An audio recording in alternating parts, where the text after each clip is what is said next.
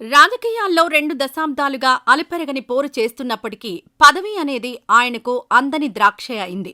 ఒకసారి తన దరికి చేరినట్టే చేరి చటుక్కున జారిపోయిందో పదవి. ఈ క్రమంలో ఆయన్ను ఐరన్ లెగ్గని కూడా ఎగతాళి చేశారు. అయినా సరే ఆయన పట్టుదల ముందు చివరికి ఆ రాదనుకున్న పదవే తలవంచింది. ఆయనే దాసోజు శ్రవణ్. తాజాగా జరుగుతున్న తెలంగాణ ఎమ్మెల్సీ ఎన్నికల్లో బీఆర్ఎస్ తరపు అభ్యర్థిగా దాసోజు శ్రవణ్ను ఎంపిక చేస్తూ గులాబీ బాస్ కేసీఆర్ నిర్ణయం తీసుకున్నారు. దీంతో ఆయన అనుచరుల్లో, తెలంగాణ అభిమానుల్లో ఆనందం వెల్లివిరుస్తోంది. తెలంగాణ ఉద్యమంలో కీలక పాత్ర పోషించిన వ్యక్తి, ఉన్నత విద్యావంతుడు, రాజకీయాలు, సమకాలీన విషయాల మీద పట్టుతో పాటు ఎలాంటి అంశం మీదనైనా సరే తన వాదనతో కన్విన్స్ చేసే సత్తా శ్రవణ్ సొంతం. విద్యార్థి నాయకుడిగా, ఉద్యమ నేతగా, బీసీ నేతగా తెలంగాణ వ్యాప్తంగా సుపరిచితుడైనప్పటికీ పదవి విషయంలో మాత్రం ఆయనకు కొరత ఉండేది. దాసోజు శ్రవణ్ 2008లో ప్రజారాజ్యం పార్టీతో క్రియాశీలక రాజకీయాల్లోకొచ్చారు. ఆ పార్టీలో అనతి కాలంలోనే ఆయన గుర్తింపు పొంది పొలిట్ బ్యూరో సభ్యుడిగాను పనిచేశారు. 2009లో సికింద్రాబాద్ లోక్సభ నుంచి పీఆర్పీ అభ్యర్థిగా పోటీ చేసి ఓడిపోయారు. అయితే అప్పటి తెలంగాణ ఉద్యమం విషయంలో పీఆర్పీ తీసుకున్న స్టాండ్తో విభేదించిన దాసోజు పార్టీకి రాజీనామా చేసి కేసీఆర్ సమక్షంలో అప్పటి టీఆర్ఎస్ పార్టీలో చేరారు.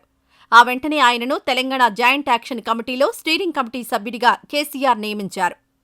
తెలంగాణ రాష్ట్ర ఏర్పాటు అనంతరం తనకు ప్రాధాన్యం దక్కడం లేదని 2014లోనే టీఆర్ఎస్ను వీడి కాంగ్రెస్లో చేరారు. కాంగ్రెస్ పార్టీ రాష్ట్ర అధికార ప్రతినిధిగా, జాతీయ ప్రధాన కార్యదర్శిగా వివిధ హోదాల్లో పనిచేశారు.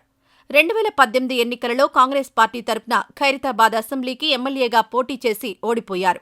అయితే 2022లో ఆయన కేసీఆర్ ఆహ్వానం మేరకు తిరిగి బీఆర్ఎస్ పార్టీ తీర్థం పుచ్చుకున్నారు.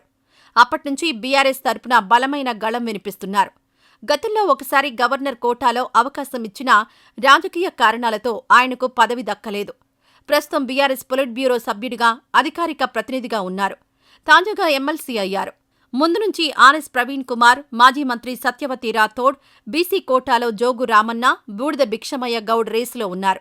వారిలో ఖచ్చితంగా ఒకరికి అవకాశం వస్తుందనుకున్నారు. కానీ వీరందరినీ కాదని దాసోజుని ఎంపిక చేయడం వెనుక కేసీఆర్ చాలా వ్యూహాత్మకంగా వ్యవహరించినట్టు, ఎంతో కసరత్తు చేసినట్టు తెలుస్తోంది. బీఆర్ఎస్ కానీ, కేసీఆర్ కానీ తెలంగాణ సెంటిమెంట్తో ఎదిగిన వాళ్లే. కానీ కేసీఆర్ అధికారంలోకొచ్చాక తెలంగాణ కోసం పనిచేసిన వారిని పక్కన పెట్టారనే ఆరోపణలున్నాయి. పవర్లో ఉన్నప్పుడు ఈ విమర్శలు పట్టించుకోలేదు. గత ఎన్నికల్లో ఓడిపోయాక ఆ ఆరోపణలే నిజమని కేసీఆర్ నమ్మారు. అందుకే ఇప్పుడు దాసోజు ఎంపిక ద్వారా మరోసారి తాను తెలంగాణ ఉద్యమ నేతలకు ప్రాధాన్యం ఇస్తున్నానన్న సంకేతాలను బలంగా పంపించినట్టయింది. తద్వారా తనకు ఊపిరినిచ్చిన తెలంగాణ సెంటిమెంట్ని మళ్లీ భుజానికెత్తుకున్నట్లవుతుంది. అంతేకాదు, పార్టీలో వీర విధేయుడిగా ఉన్న దాసోజు ఎంపిక ద్వారా పార్టీ నేతలకు కష్టిస్తే గుర్తింపు లభిస్తుందన్న సంకేతాలను కూడా కేసీఆర్ ఇచ్చారు.